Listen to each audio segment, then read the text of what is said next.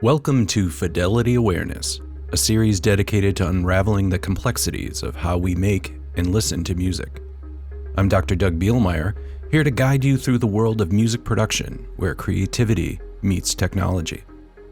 In this episode, we'll talk about the history of music production and how the process has changed over the years based on innovations in technology. Don't forget to like, subscribe, and hit the notification bell to stay updated with the series. Feel free also to share your thoughts and questions in the comments below. I'm happy to answer questions, clarify things I said, or even offer additional opinions. The steps and process of music production have changed and evolved from rudimentary live and acoustic recordings to sophisticated digital manipulations because of relentless technical innovation. These innovations included multi-track tape machines, synthesizers, digital audio workstations or DAWs, and the advent of the home studio. All have contributed to the limitless manipulation and processing contemporary music producers can apply in their productions. In the beginning, there was the raw purity of live performances, etched into the grooves of vinyl or magnetic tape. The acoustic recordings of this era were a mirror to the moment, unembellished and unrepeatable, capturing and often documenting a sound or song. The limitations were as clear as the recordings were not. Each performance was a singular event, filled with imperfection and with limited fidelity.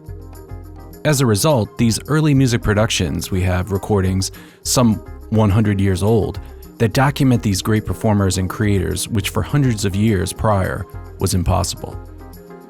Pablo Casals, cellist, composer, and conductor from Catalonia, Spain, made many recordings throughout his career, but he is perhaps best remembered for the recordings of the Bach cello suites he made from 1936 to 1939. He is generally regarded as the preeminent cellist of the first half of the 20th century and one of the greatest cellists of all times. His seminal renditions of the cello suites are forever available for historians, musicians, and music lovers to study, imitate, and enjoy. Robert Leroy Johnson, or Robert Johnson, was an American blues singer, songwriter, and musician. His landmark recordings in 1936 and 1937 would live on to be a template for the rural blues, Chicago blues, and give birth to rhythm and blues and rock and roll. Without these recordings, due to his short life, his music and influence may have been lost. Then came the era of multi-track recording. Artists could now weave their music layer by layer, each track a filament of the greater musical whole. This multi-layered approach was not merely a technical improvement, but a new canvas for creativity. Suddenly, the studio itself became an instrument, with mixers and engineers playing it with the finesse of any musician. Queen's 1975 album, Night at the Opera, featuring their timeless classic Bohemian Rhapsody, is a textbook example of the limitless potential of multi-track recording. The group required multi-tracking for their complex vocal harmonies, particularly notable on Bohemian Rhapsody, which features an elaborate opera scene dominated by multi-tracked vocals. In previous eras, this opera sequence would have been impossible or require an exorbitant number of musicians and personnel. Synthesizers and other electronic instruments further broaden the palette of production, allowing for the creation of sounds that no string, skin, or breath had ever produced. With the advent of synthesizers, the very fabric of music expanded, accommodating new genres and soundscapes that had not previously existed. Wendy Carlos, a pioneer in the world of electronic music, wielded the synthesizer not merely as an instrument, but as a portal into uncharted auditory realms. In her collaborations with director Stanley Kubrick on his many films, her mastery of this technology became a critical narrative voice, shaping the emotional and psychological contours of Kubrick's cinematic universes. Take, for instance, A Clockwork Orange. Carlo's reimagining of classical compositions through the Moog synthesizer did more than just infuse Beethoven with a modern twist. It created an aural landscape that was at once familiar and unsettling. In The Shining, Carlos's use of the synthesizer took a different turn. The unsettling sonic palette crafted by Carlos was pivotal in amplifying the film's unsettling mood, weaving an undercurrent of dread that lingered with audiences long after the credits rolled. The digital revolution brought forth the digital audio workstation, or DAW, transforming computers into the very heart of the modern studio. With DAWs, the creative process became untethered by the physical constraints of tape and hardware.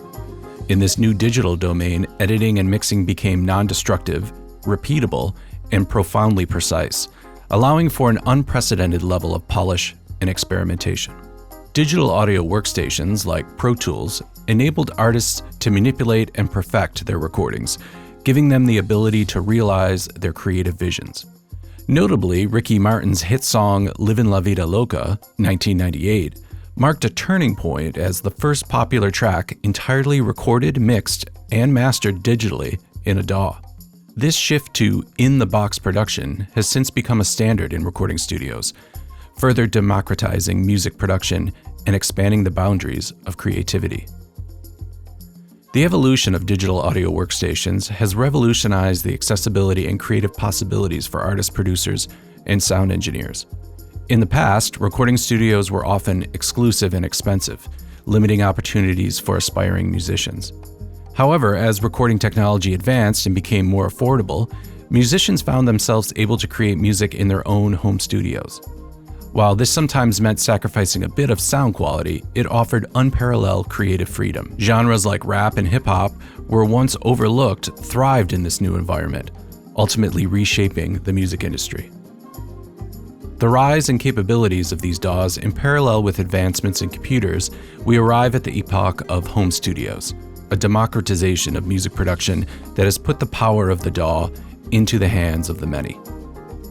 In bedrooms and basements, the next generation of producers craft compositions that rival the output of the most lavishly equipped professional studios. The boundary between the amateur and the professional blurs, as the quality of one's artistry is no longer limited by access to exorbitant equipment.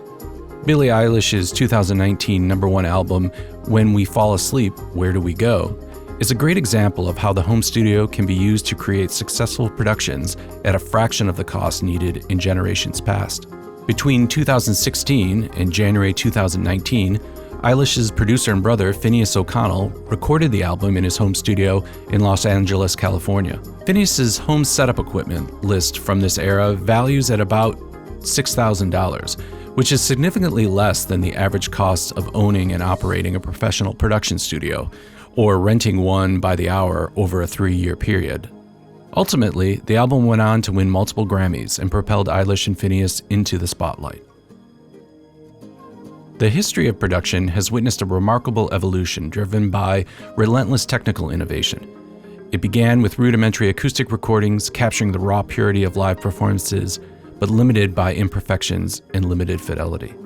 The era of multi-track recording allowed artists to weave music layer by layer, turning the studio into an instrument itself.